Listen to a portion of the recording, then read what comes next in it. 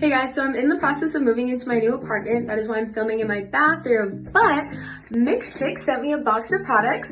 So I'll be reviewing their Hair for Days line that's all about just maintaining your curls in between washes. And if you're a curly girl, you know how difficult that can be. This is my day 2 hair. Yes, I know it looks crazy, but trust the process. I start by spraying my hair down with water to help evenly disperse the products I will be adding later on. Next, I'll go in with the Hair for Days leave-in spray to give my curls that extra moisture that they're in need of. I apply it evenly throughout my hair, and this product, girl, it smells amazing.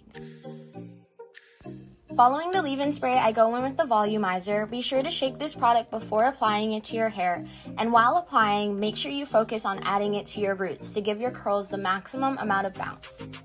This product helps me get back that volume that I absolutely love even in this dry California heat. To dry my hair, I like to use a diffuser attachment on my blow dryer to give my curls more volume. I start by blow drying the right and left side of my head until they're about 85% dry, and then I flip my head over to add extra volume and to really focus on my roots, and we'll dry that till my hair is about 95% dry. After blow drying, I went in with the calming cream to soothe any frizz that I had left over. This product was a little thicker, so I thinned it out with a bit of water, and I just went in and retouched any curls that I noticed were really frizzy.